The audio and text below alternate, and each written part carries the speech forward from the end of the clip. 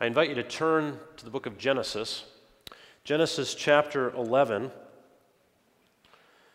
And we're going to be, as we did last week, we're going to be looking at different texts in the story. That last week we looked at Adam's kind of story and how that kind of moved through the first few chapters of Genesis. Now we're going to look at the story of Abraham. And so I invite you to keep your Bibles open. We will see the different texts on the screen, but as always, it's good to have your Bible open to follow along, because I'll be pointing back to it at different times, looking in detail. Well, I invite you to first find Genesis 11 at 27. Now, as we think of the need for the promise of a child, it reminded me of a movie that came out a few years back. And it was a movie that was based on a book by the same name called Children of Men. I don't know if anyone saw that movie. I don't necessarily suggest it. It's a rather dark and kind of brutal film. But it speaks to the need of what we're thinking about today. The need for hope. The need for the hope of generations to continue. Now, the setting of this movie is filled with incredible despair. It's dark. It's in the future. We don't know necessarily when, not that far in the future. But the world's at war. Nations are divided. The powerful are abusing the weak. There's just a lack of hope. And the reason there's a lack of hope is this. Women have stopped bearing children. For some reason, they haven't figured it out, whether it's something in the processed foods or some chemical that had been unleashed on the world. For some reasons, their wombs are not working anymore, and they can produce no children. The youngest child, the movie opens with this scene of despair as the youngest child on the earth who's in his teens. It's found out on the news and it's broadcast everywhere that he has died for some sickness that he had, and the whole world mourns. He's the youngest one in his teens. No child has been born anywhere in the last 16 to 18 years. And so the movie kind of figures out and imagines what would the world be like if humanity had no future because of no children. And what you see, as I explained before, is dark. It's dismal. Everyone is there for themselves. Because what else are you living for? There's nothing to invest in anybody that's coming afterwards. It's all about what I can get now because everything's going to end soon. There's no babies. There's no hope. And so you see this desperation of society as a whole, wanting to cling to something but having nothing to cling to. And it shows this deep need for the promise of a child. Now, as we read through the book of Genesis, one of the main things that we see there, it can be incredibly confusing and frustrating to read through. If you've ever tried to just read through Genesis, or you get all these parts in the early sections where it's like, okay, this person had this son and then he died, and then this person had this son, he lived 900 some years and then he died, and you're like, okay, well, let's just skip through that kind of stuff. It's not that exciting. I can't even read the names. It takes me 5 minutes to get through 2 names. But what's the point of it? What's the point of all that? There's a couple points. There's probably more, but a few that I want us to think about today. As we're thinking about the promise of a child, what we see with what the writer of Genesis is doing with his genealogies is that God still is giving humanity hope. You think of that movie I just said, no children for a long time. There's no hope. What God is saying is even though the fall happened and humanity grasped for something that it shouldn't have, God is still with them. There's still children being born. There's still generations that are being produced. There's still hope that the world will be filled with the glory of God and that humanity may enjoy that. There's still hope there. But there's also something else that those genealogies speak to, that there's also dead ends everywhere. Though the children still are born, humanity still finds itself struggling to figure out how to find the life of blessing. And so you come to last week we concluded, we had Adam and Eve, the first human beings, and then they had the children, Cain and Abel, and there's the promise of a child. And then all of a sudden Cain, in his selfishness, kills his brother. And it seems like all promise is lost, but yet God gives Seth as the promised child. And then all of a sudden we get this genealogy of boom, boom, boom, boom, boom. And it's just like this fast-paced filling of the earth, which God wants to happen. He wants to see life. But where does that end? If you remember the stories of Genesis, that genealogy ends in the fullness of the sin of the human race, which brings the flood. And the sin is filtered out. Sinful humanity is filtered out in judgment. And then you get Noah, the one who gains mercy from God. And his line goes, and you see this bursting forth of children again. And where does that end? The Tower of Babel. Humanity seeking glory for itself. And what does God do there? He confuses their language, and he says, you're not seeking what I need you to seek. You're seeking your own interests. And so he divides them and he confuses them. And what we see that as the race goes on, it's a race to pursue our own style of blessing in our own manner, in our own selfish ways. And that's where we are when we come to Genesis chapter 11 at verse 27. So look there with me. Now I recognize that we don't often read these verses. If we're going to think of the story of Abraham, we usually start at Genesis 12, but I think you miss an incredible amount if you do not read this genealogy, and it's gripping stuff, right? This genealogy. I'm going to try to make it gripping for you, okay? Because I think it is.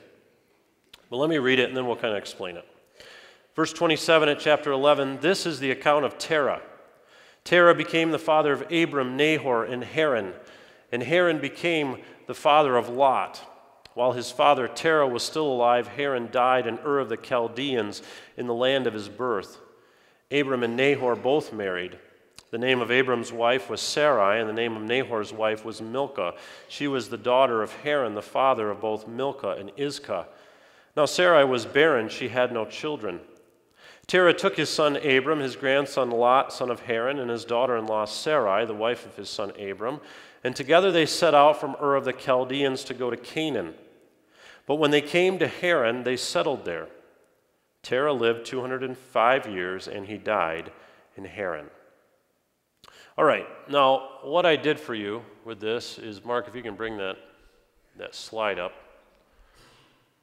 There's a lot of names going on, and so I said, okay, well, I don't usually do PowerPoints, but I figured this is really exciting, so I'm going to put together an exciting PowerPoint, okay? That's what my wife said. She's like, that's what you put together?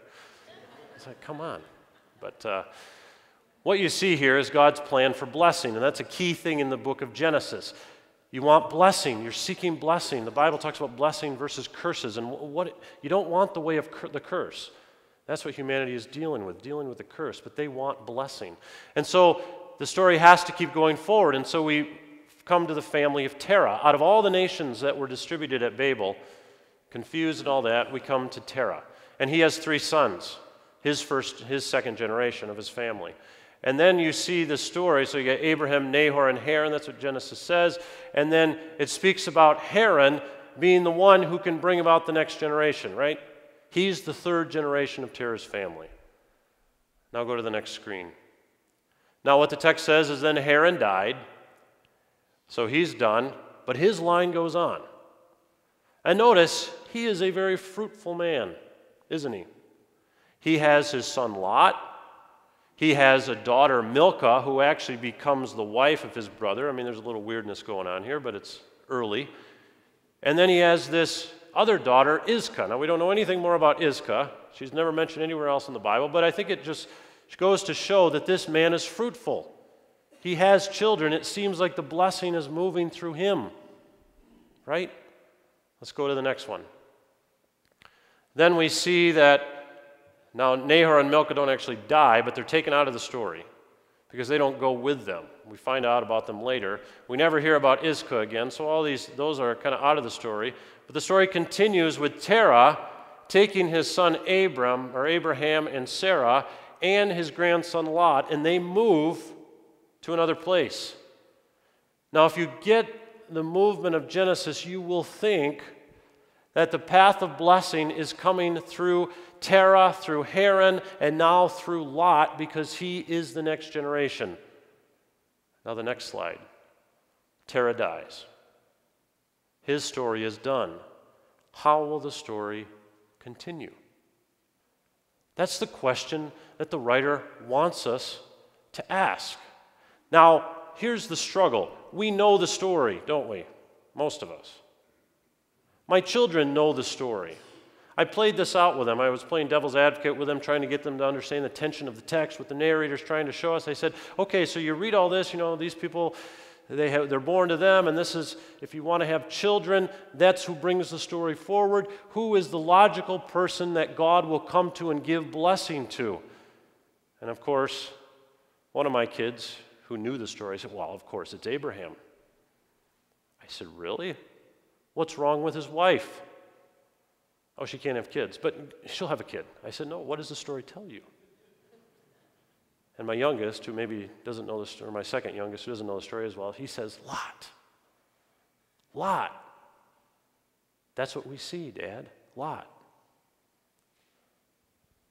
And then if we understand that, if we act like we're reading it for the first time, Genesis chapter 1 comes with an incredible force of shock to us, an incredible voice of grace and a power of God saying something incredibly ludicrous to our ears. Let's read it. The Lord had said to Abram, what? Who did he say it to? Why isn't he talking to Lot?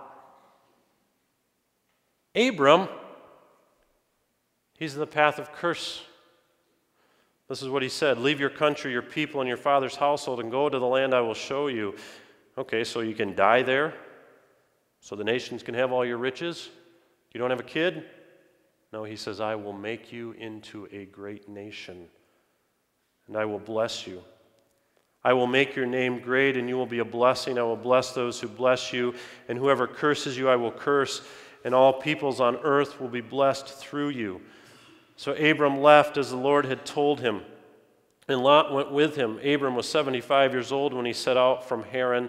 He took his wife Sarai, his nephew Lot, all the possessions they had accumulated, and the people they had acquired in Haran, and they set out for the land of Canaan, and they arrived there. Abram traveled through the land as far as the site of the great tree of Moreh at Shechem. At that time the Canaanites were in the land. The Lord appeared to Abram and said, to your offspring I will give this land. So he built an altar there to the Lord, who had appeared to him. From there he went on toward the hills east of Bethel and pitched his tent, with Bethel on the west and Ai on the east. There he built an altar to the Lord and called on the name of the Lord. Then Abram set out and continued toward the Negev. Now, Mark, can you go back to that last slide?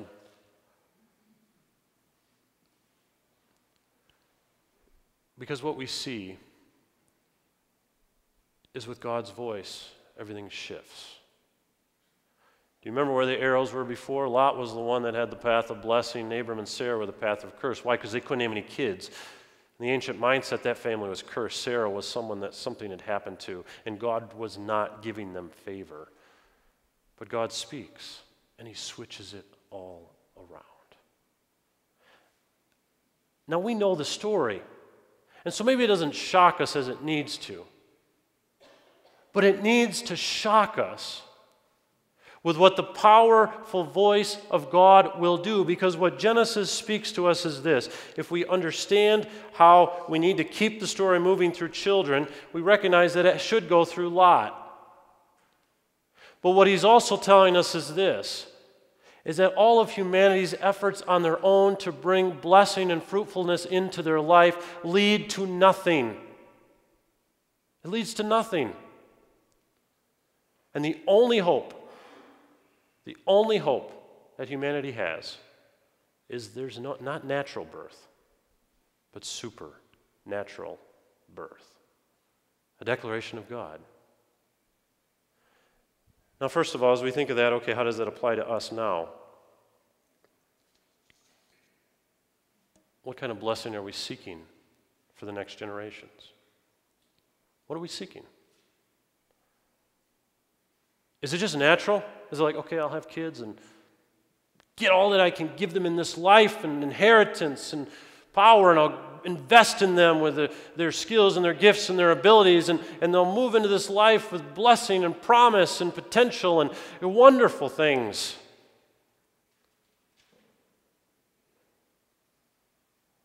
It says it doesn't work. You'll come to the end of something. You'll come to a dead end. Though it promises such life, and this world promises such life, it will end in nothingness. and having nothing. Now, some of those things are great on the side, but the foundation has to be upon the supernatural call of God, the grace of God that comes into a barren womb and says, I will put life there.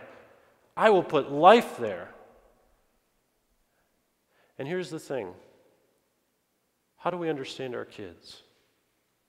How do we understand the generations that will come? You know, I understand it's a rather innocent phrase that people talk about, and I probably use it flippantly too. We say, wow, they're good kids. Is it really truthful? Is that going to get them by? Are we satisfied if our kids are just good kids, or do we know that they have hard hearts that are born into sin, that need the powerful voice of God to speak to them His grace, to make their hearts of stone hearts of flesh, that we invest in them not merely that they do the right things when they need to do them, but they are those who understand the grace of God, that they are sinners who need the forgiveness of God. Because that's powerful. That's powerful. And it's that grace that must guide us. Because here's the thing that we come to. We come to Genesis chapter 13 as we think of this vital need to leave a legacy of grace. Genesis 13. You see, Lot isn't out of the story, is he? As I said before, you know, Genesis chapter 11, it seems like Lot is the one that's going to work there. He's the golden boy. He's the hope of this family. He still stays with Abram. And the text, you know, the writer doesn't work this all out for us right away. There's tension here because Lot's still hanging out with Abram, and Abram still doesn't have a kid, and it takes 25 years for Abram and Sarai to have a kid, and so there's this tension of how's it going to happen, and maybe there was just kind of this Abram hearing this weird little thing in his ear that really wasn't God, and maybe Lot really is the one. We come to Genesis 13.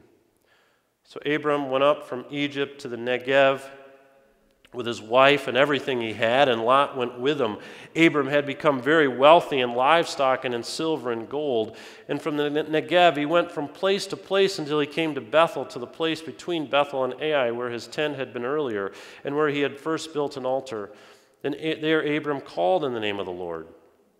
Now Lot, who was moving about with Abraham, also had flocks and herds and tents, but the land could not support them while they stayed together, for their possessions were so great that they were not able to stay together.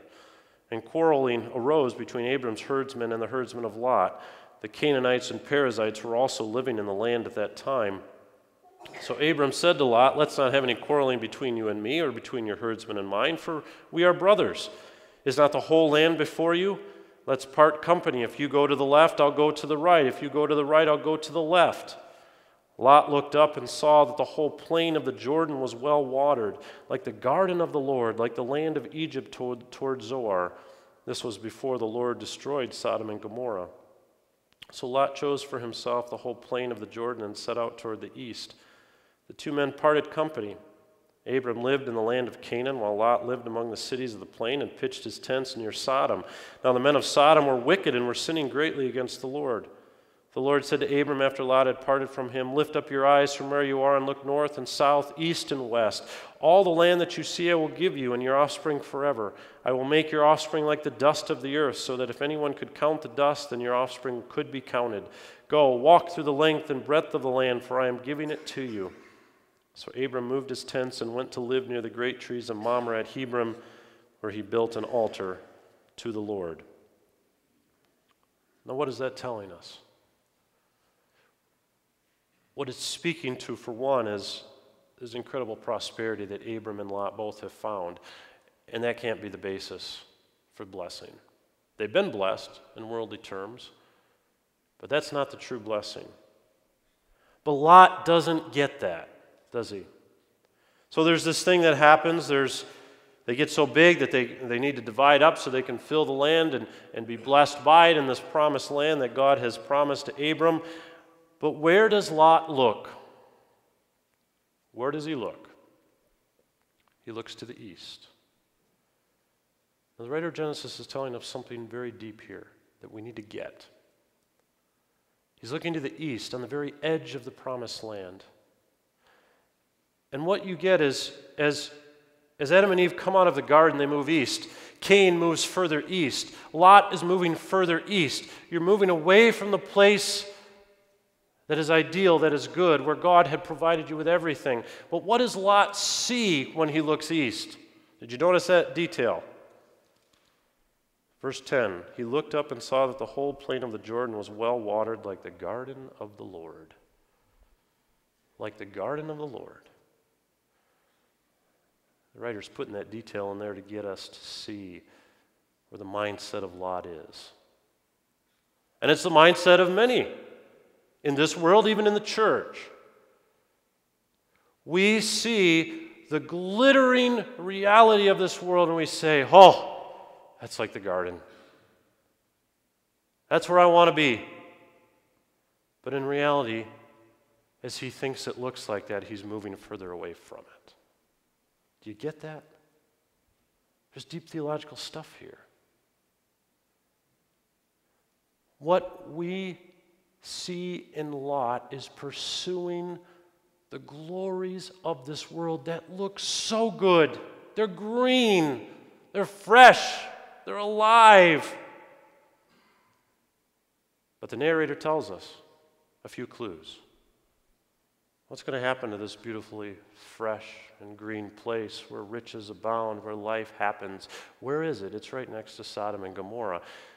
And we know what happens to Sodom and Gomorrah. It's a place of sin. It's a place of ugliness. It's a place of death and destruction. It's a place that will be destroyed in judgment. But that's where Lot goes. Abram is in Canaan. There was room enough for Lot to stay close to him. I mean, within that confines of left or right, but he goes further. He says, no, my eyes are fixed. Oh, I see the glory of this world. What are we showing our children? What are we showing them? See, there's plenty of Christians every day that are showing their children over here this, and are coming to the edge of it and thinking we'll give our kids the glory of this world, whatever it may be. And it's hard because it's right there. It glitters in front of them. It's tantalizing. I see it with my kids. My job is to keep them here. Because they're going to see it nonetheless, right? They're going to see it in the world around them. They see it. Our job is to keep them here. This is the place of promise. This will bring destruction. This is the place of promise. And so we must guard their hearts. We must guide them to purity and all of that in the grace of God. In the things that they consume, in the internet that they surf, in the Facebook things that they do. Do you know what's on your kids' Facebook? Do you know what they're liking? Do you know what they're listening to? Do you know the friends that they're pursuing? We need to have our eyes open to that. And sometimes it's a hard reality, a waking up that we need. Because what Lot finds, if you probably don't know necessarily the rest of the story of Lot, but it's an ugly story. The golden boy of promise, who has incredible potential in this world, goes into Sodom and Gomorrah. He eventually ends up living in the city. He ends up being in this context of just immorality. And I'm not going to go into the details of all the stories. I'll let you go into that if you want to, because it's ugly. The angels come into that story, and the sinful men of the city try to beat them up and all this and abuse them in ways that we don't even want to think about.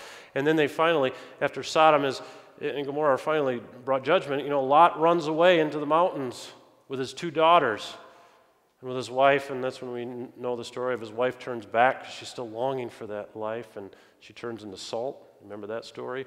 And you know what happens? How his line goes on? This man of such promise, the promise of blessing, he doesn't have any kids.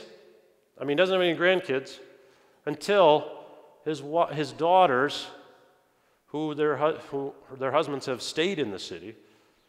The only way that his line goes forward is they get their father drunk, and they bear children through him. Not a very good history, is it? But the writer of Genesis is teaching us something. Supernatural call of God, the birth of Abram. Humanity needed something new. It needs something different. On its own, it will find dead ends. It will find ugliness. It will find destruction. But in Abram, the barren woman, his wife Sarai, is given life in her old age. Whoa! That's gospel.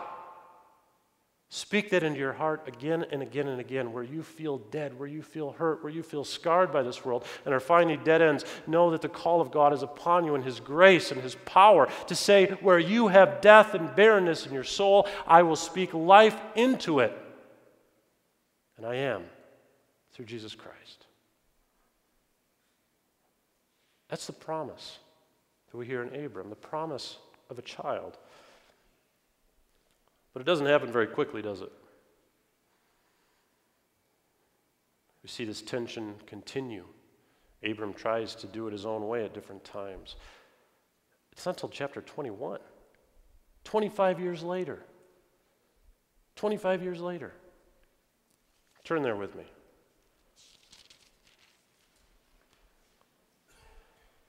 There's a lot of doubt that's going on.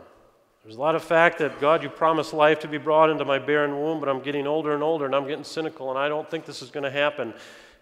And you know the story of the angels coming and speaking to Sarah and Abraham at the tent, and Sarah laughs in the tent because she's cynical and says, this will happen to me now? God, it might have worked 25 years earlier. Now? It's even more crazy. Now the Lord was gracious to Sarah as He had said. And the Lord did for Sarah what He had promised. Sarah became pregnant and bore a son to Abram in his old age, at the very time God had promised him. Abraham gave the name Isaac to the son Sarah bore him. And when his son Isaac was 8 days old, Abram circumcised him as God commanded him. Abraham was 100 years old when his son Isaac was born to him. Sarah said, God has brought me laughter, and everyone who hears about this will laugh with me. And she added, who would have said to Abraham that Sarah would nurse children? Yet I have borne him a son in his old age. Laughter, joy, patient waiting. That's the promise of a child. You know, that brings us to the Christmas story, doesn't it? Because when I was talking to my kids about this story, I said, okay, tell me, when does something like this happen again? And they started naming different things. One of them said, Hannah with Samuel. Ruth with Obed. We'll talk about that next week. And then someone said, Mary. Mary. And of course, the pregnancy of Mary is even more miraculous, right? Not an old woman who's been with her husband, but a young virgin who has never been with.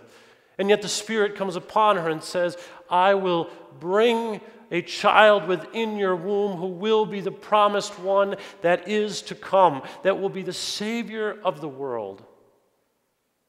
That's supernatural. And Isaac is just a foreshadowing of all that was going to come in the Christ child. Now here's the thing. We need to pass on to the generations the wonder of the supernatural birthing of life in the Scriptures, but then make it come home and speak about ourselves. Speak about ourselves. How has the supernatural birth of God come into your life? Where it once was dead and barren and lifeless, the void and the nothingness, and all of a sudden God says, boom, you are my child. And whether it's instantaneous or whether it's a long process of coming to realization, it is God birthing life into you, reviving you, where once there was only death and nothingness. It has to be about grace. It has to be about grace. And what stories are we telling about grace? Grace has to define us. We need not be afraid of speaking to our children, our grandchildren, about the grace of God that's come into our life, and never presume in any self-righteous way that somehow we were the ones that brought this blessing upon us. Because we will be telling a false story. A false story. And that does no one any good. This week I had to be on the west side for something, and so I spent the afternoon sitting in Culver's working on my sermon. And next to me was a table of about 12 people. They looked like they were probably family or close friends, something like that. And they were older, 50s and probably 60s and 70s, that type. And I know that's younger for some of you, right? For me, it's older. But I couldn't stop overhearing their conversation. And, and they were very nice people, and they had a wonderful conversation. And I'm sure they were talking about the same things that I talk about with people at different times. But they were solving the problems of the world, right? You've had those conversations with people where, you talk about the reality of things, how things are just not the way they used to be, and you come to a consensus. You're right. Everything's wrong. We know the right way. And it was fairly innocent, right? To a certain extent. They were doing it nicely, and I'm sure you've all done this, right? In different ways. It's not confined to the older generation. It's all of us. But I wanted to go over there and in a nice way say, okay, what are you doing to right these things? It's one thing to sit at a restaurant and just talk about them and solve them in our mind. I mean, okay, we're in the choir, right? How are we investing in grace in the next generation? When it seems like the whole world is going to pot. When it seems like the changes in this world, I can't control them, and so why am I even engage them anymore? I'll just talk to my friends of same mind. No, that's not who we are. We are a people of grace. And the reality is this, 50 years ago, the world was not perfect. There might have been good things that went on then. The grace of God was there, it's here. It will be for the end of time. The world will never become perfect on our own efforts. And I'm not saying there's not right and wrong. There is that. But may we not begin with it. May we begin where understanding begins. Grace. Recognizing my issues. Recognizing my fault. Recognizing my neglect to not pass on the grace. Or to live aright. And to dwell in that grace. And to have it exude out of us. To envelop the children in that grace. It's one thing to sit around a table and talk about things that are wrong. It's another to come upon a child and have them on your knee and say, this is who God is for me. That speaks power. That speaks power. And that's the opportunity before us, right? That's why God came to the world. So the Savior of the world would come and not sit in throne rooms, but would sit in the midst of the crowds of children and say, bring them to me, make them sit in my lap. I want to speak to them of the love of God. That's grace. That's the heart of God. It's the promise of the Christ child that brings the promise to the children of this world and allows the generations to go forward to give glory to God and to bring life. Are we investing that way? Now, I told you last time what the plan is for all of this, because it's not just, I pray it just doesn't stay here. It has to go into our hearts, but it goes beyond that as well. Our hearts have to go out to others. And so, I'll remind you again of what the goal is that we as a church community speak our stories of grace to generations that are behind us, that are younger, the children, the grandchildren, whether they're our own biological ones or whether they are our spiritual children, that we say, God is calling me to speak to this person. And out on the table there, you'll see different examples of ways to do it, just creative approaches. And you don't have to do either one of those ways. You can come up with your own way. Next week, I'll have more things on that table for you to see. How do you do this? Because I know it's a foreign concept to some. But how are we passing our stories of grace on in this world? Because grace speaks. Power. It's a supernatural voice of God that brings life to Sarah's womb, that brings life to Mary's womb, and through the Christ child brings life in our own hearts. And if we say it happened any other way, we're liars. But we speak the truth of the grace of God. So I challenge you with that. Be thinking about that. What we're going to hear right now is a letter of testimony. It's something I put together. It's in the voice of Abraham to his son Isaac.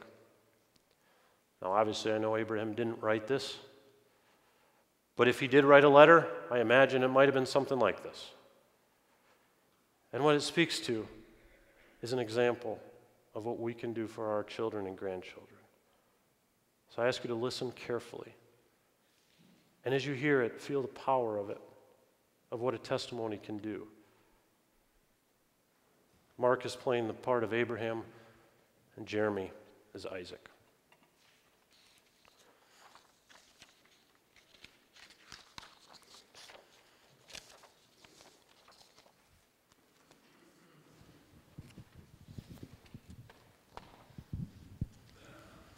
My beloved son, Isaac, I write these words to you as my journey on this earth will soon be complete. Though I have much to leave you with in worldly wealth and prosperity, I do not see that as your true inheritance. Worldly wealth is one thing, but spiritual wealth much more. Take this to heart. It is the treasure that you must seek and safeguard. This I've learned as I've journeyed on this earth, and believe me, I've journeyed. It seems like my life has been one of constant movement, moving here, moving there. I'm a nomad. But that is the life of faith, willing to follow the call of the Lord where he might lead. And oh, the blessed calling of God. It saved my life and brought about yours. I've told you this before, but I must say it again. When the Lord calls, listen and follow. I didn't grasp this until later in life, until it seemed like my life was to end in nothing. Indeed, I have plenty of wealth, but you can't take that with you. Most painfully, I had no son, no descendant, no heir to bless and pass on my life. What despair filled your mother and I? It's all that filled her empty womb. We cried plenty, but eventually adjusted. We were cursed, and we had to learn to live with it. Then the call came. You've heard this before, my son, but hear it again. The call rang through our hearts like an unbelievable hope. It seemed too good to be true. It seemed ludicrous. Me, the father of a great nation? Your mom, the grand matriarch of children as numerous as the stars above? Perhaps it seemed to others that we were grasping at straw for some ray of hope. To us, it was truth, spoken to us with assurance, something I couldn't resist believing. This promise, unlike all the other promises of this life, would come true. This is not to say it was all easy, as if my trust was perfect. I dare not hide in a false cloak of self-righteous faith, lest my shameful nakedness be exposed. I made plenty of mistakes, plenty of foolish attempts at fulfilling the promise my way. I had to learn to trust with patience. My attempts to create this promised future were as barren as your mother's womb. Despite my foolishness, the call and promise remained. Remember this above all, my son. The Lord is the compassionate and gracious God, slow to anger and abounding in love and faithfulness. We are defined by grace, by the divine gift of love. We must not be defined by anything else, not work or wealth or status or accomplishment, only by God's grace. As I've learned, the work of my flesh could not create the future I desired. It was grace that brought life to my soul. It was grace that gave purpose to my life. It was grace that filled your mother's parched womb with life. It was grace that promised and provided a future. It was grace that brought true laughter to our lives. Grace defines me, a weary old man who deserved nothing but was given everything. May grace define you, for you too are called by God. You are the promised child, the start of the great nation God promised. Do I know how he's going to make this all happen? I do not, but this I do know. You are here, outside of God's power and grace. You don't exist. It would be impossible. I don't know how his promise will be fulfilled, but I know it will. Cling to this. Never abandon it. Live each day trusting in the promise. Someday we'll see it all, and we'll see the small but significant role that we each played in God's grand design. It's not always an easy life, but we seek a life beyond this life, a treasure beyond all worldly treasures, a country beyond what this earth can offer. Never settle for what this world offers. Never desire to settle in it and feel at home here. By faith, I live a nomadic life beyond constant journey with God towards the better country, the heavenly one. I leave these words as my testimony, my state of faith. Remember these words, live them out, make them your own, pass them on to the children that will come, those numbered by the sand on the seashore. I love you, my beloved Isaac. You are the child of promise, your father Abraham.